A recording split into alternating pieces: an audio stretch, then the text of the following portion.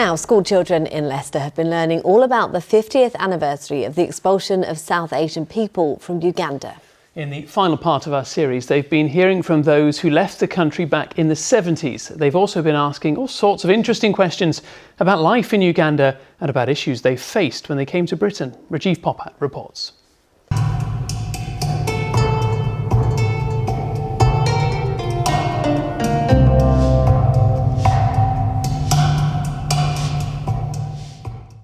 Who's heard of Uganda? That's great, it's good to know.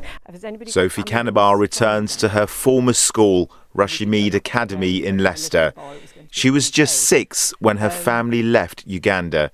Sophie has fond memories of playing with her brother and sister. Her mother was 7 months pregnant when President Idi Amin told Asians to leave the country. Well, all I can remember is a very vivid memory of soldiers coming to the door. And I tried to ask my father if that happened or not. Unfortunately, he couldn't talk about the experience. He found it very, very traumatic. So he tended to shield us from any pain. So he said, no, there was no soldiers, but I know there was soldiers. Her family initially lived in Ilkley in Yorkshire before moving to Leicester. She's been writing a memoir, a collection of diary entries about her Ugandan journey. We never really fitted in. It was the 70s. Being brown, speaking a different language and just being different. It was a difficult time for us all. I remember walking a 3-mile journey to school in Ben Riding.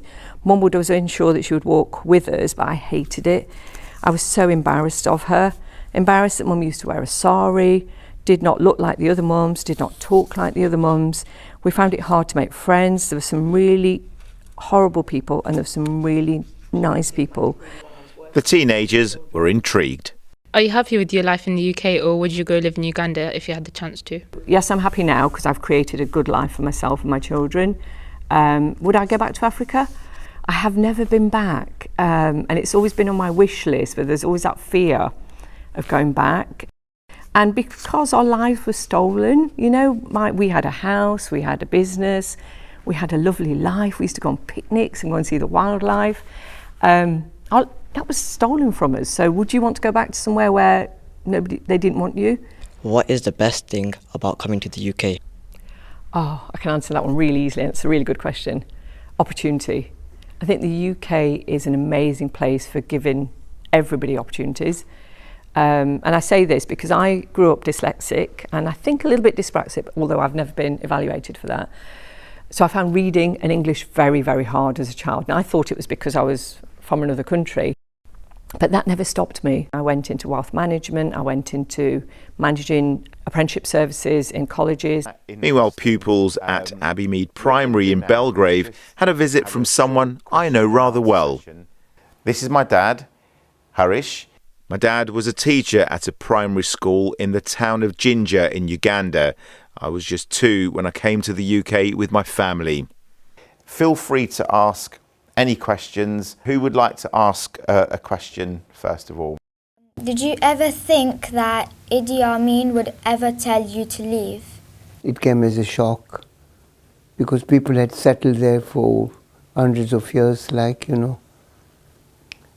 they had to leave their businesses, their houses, everything, and they had to just leave the country within 3 months' time.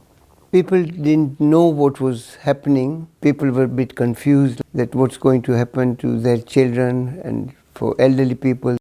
What difficulties did you go through in Uganda? Idi Amin had set a time for 3 months. The main scary thing was the safety of people, they were frightened of the army. Will they get killed or will they be able to leave the country without getting hurt? How did the local people feel when Idi Amin told you to leave? They had mixed feelings because people had businesses. They used to employ thousands of people there. Some of the people feared for their jobs. Those people who were growing vegetables and Indian vegetables, they thought they might lose their business. You know the children in Uganda, how did the teachers do anything when they were getting bullied? There was very less bullying, Most of the children who were bullying, the headmaster used to contact their parents and it used to get sorted out, Many of the Asians who fled Uganda were faced with numerous challenges when they came here, but they went on to succeed in all areas of industry. Britain has been their new home for 50 years, and there are no plans to leave. Rajiv Poppet, ITV News. And Rajiv joins us now. Great to see your dad there, Rajiv, by the way.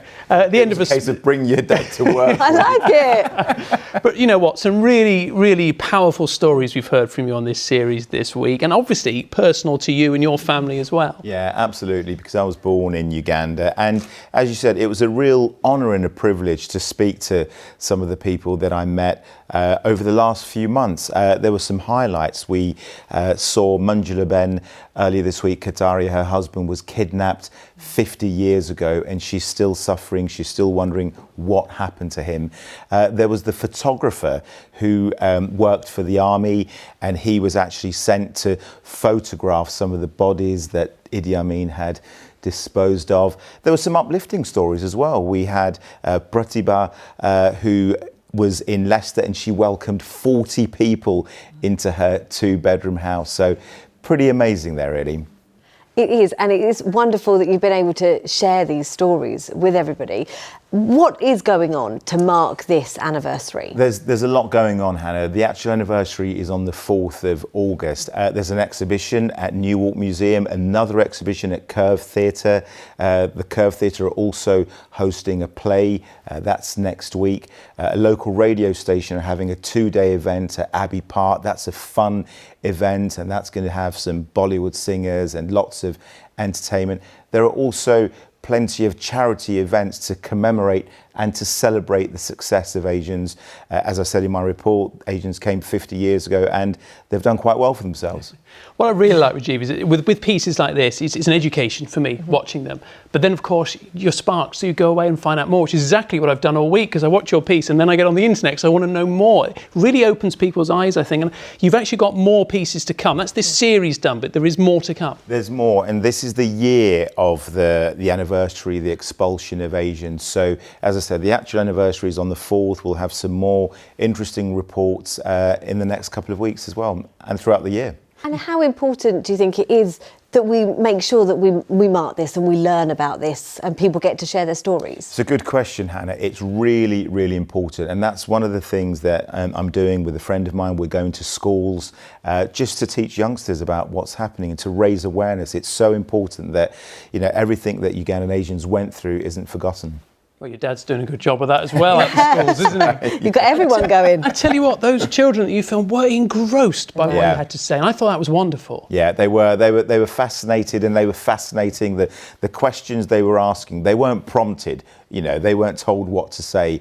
And in fact, we were there for an hour in both schools, but we could have been there for a couple of hours easily. It's a lovely way of telling the story. Thank you so much, Rajiv, for all the pieces you've done this week. It's been great.